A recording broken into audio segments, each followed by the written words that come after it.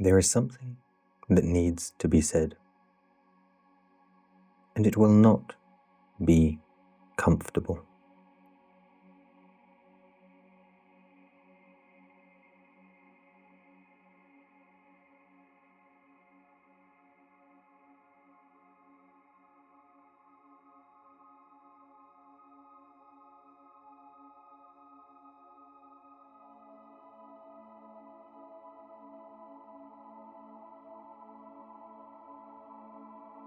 The seeking, the beautiful, sincere, burning seeking, the years of practice, the teachers sought, the text studied, the retreats attended, the meditations sat,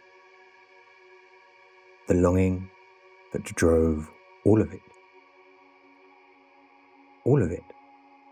was the ego wearing spiritual clothing.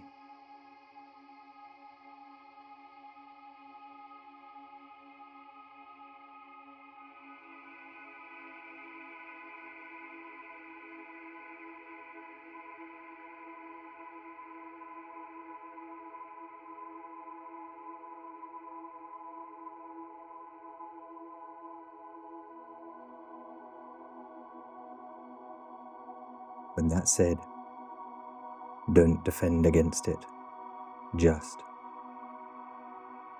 let it land.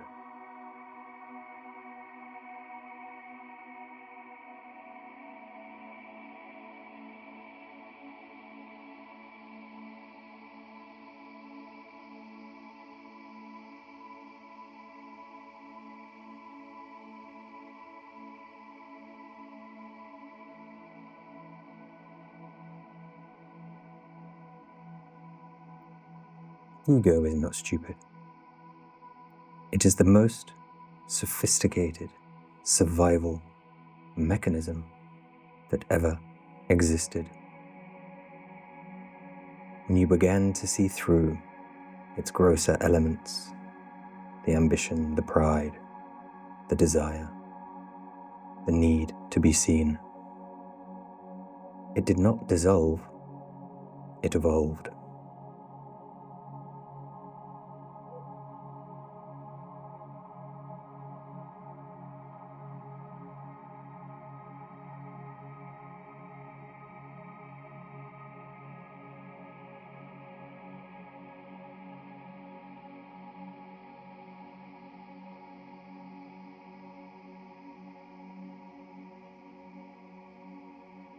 It became the seeker. It took everything it had always wanted. Significance, specialness, the sense of being on a journey.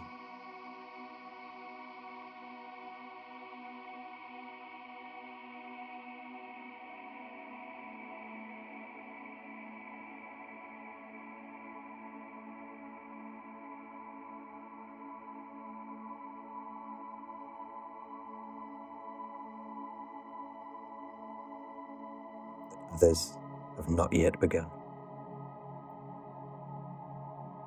And it dressed them in the language of awakening.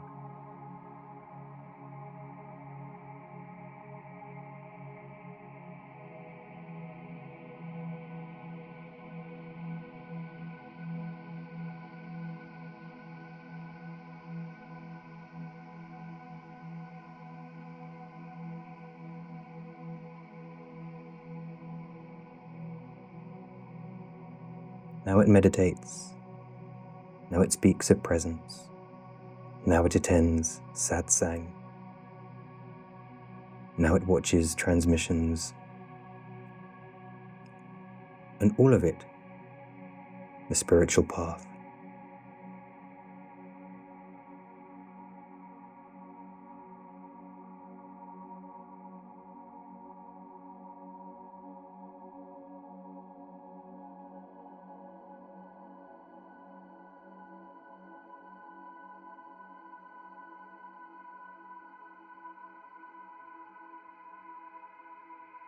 And somewhere beneath all of that, The original movement, the grasping, the fear, the fundamental terror of not existing remains completely untouched.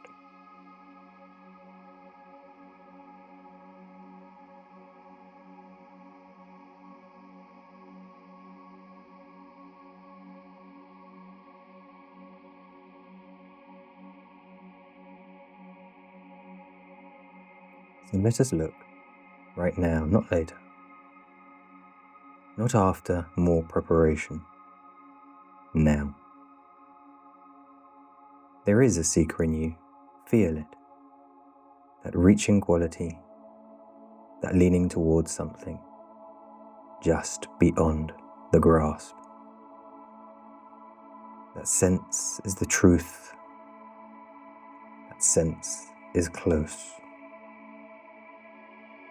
If only the right teaching arrives, if only the right state is reached, if only something finally clicks into place, feel that movement, swallow that magic pill. Now, who is seeking? Not what is sought, who is seeking? Find the seeker. Look directly at it, not the seeking, the seeker itself. The one who wants to be free, the one who wants to awaken, the one who has been on this path for months, years, perhaps decades. Find that one.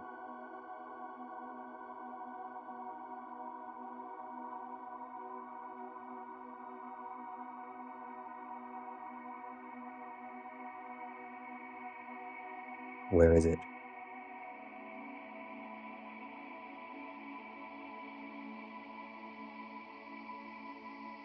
Feel harder. Not with effort, with clarity. Where exactly is the seeker located?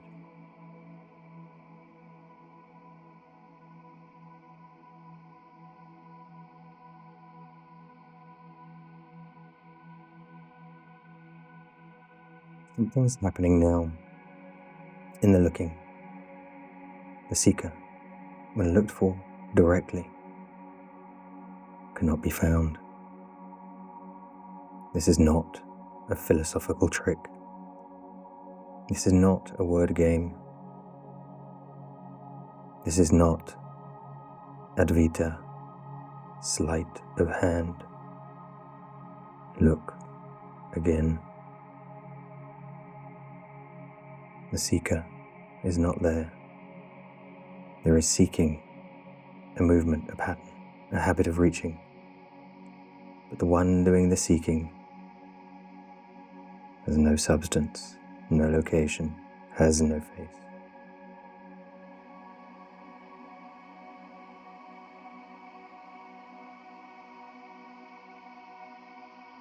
What the ego fears most, more than death, more than failure, more than humiliation, is this: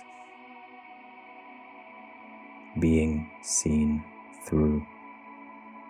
Not defeated, not transcended, not purified, seen through. Like smoke. That was mistaken for a wall. The seeker was never a solid thing. It was a story the mind told itself to maintain the sense that there was something here, moving towards something there. A subject, reaching for an object. A self pursuing liberation.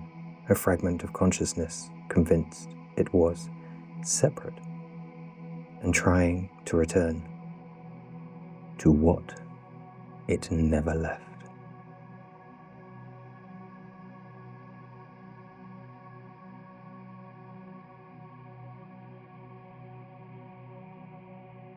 The entire architecture, the path, the practice, the process, the setbacks, the breakthroughs, the dark nights, the glimpses, the falling back, all of it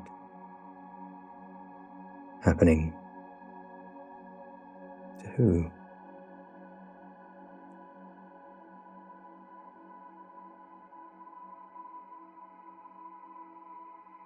Let that be felt, not understood, felt.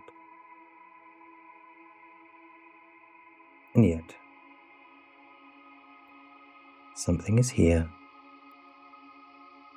Something is hearing this. Something is feeling whatever is being felt. Something is aware of the collapse of the one who was seeking. That something was never the seeker. The seeker was the cloud. What remains after the cloud is seen through is the sky, and that was always there behind it.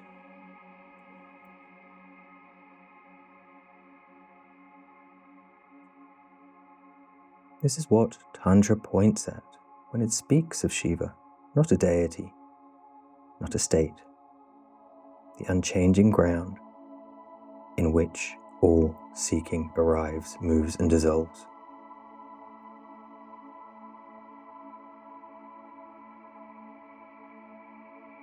Including this seeking, including this transmission, including what you are hearing now, including the one who began watching this, looking for something. The Shakti, the movement, the energy, the seeking itself. That is Shakti playing, Shiva watching Shakti, pretending to look for Shiva. This is the seeker, always was, what was, being saw.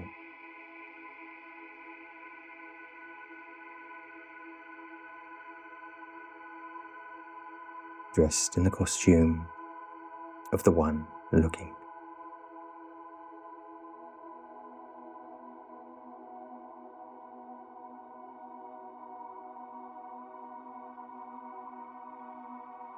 So what remains for the one listening? Nothing to attain, nothing to become. No further distance to travel, only this.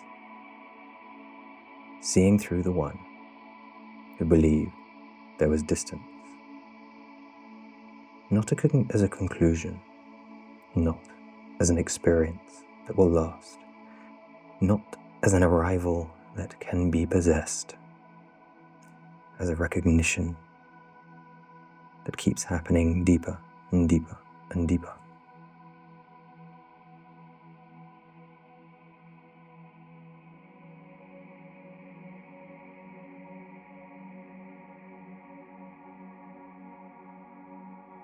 Experience after experience after experience, without experience, until even the one who is recognizing is recognized through. The practice does not end here, but it changes. It is no longer a seeking practice. It is awareness, moving through form, using the form to see itself more clearly. Tantra calls this sadhana.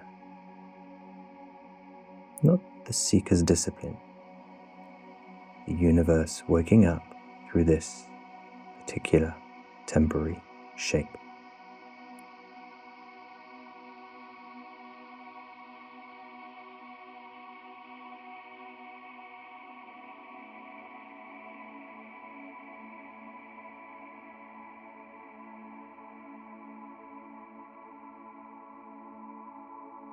The seeker does not exist. It was never bad news. It was almost always the most radical freedom imaginable. Because if the seeker does not exist, then neither does the one who was not yet free. Neither does the one who has not yet arrived.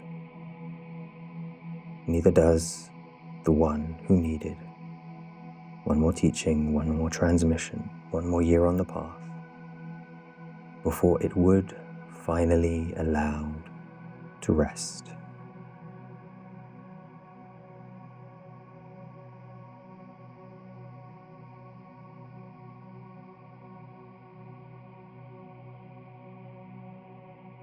Rest now, not as a practice, as a recognition. What is here has always been here. You just have to be aware. What is free was never bound.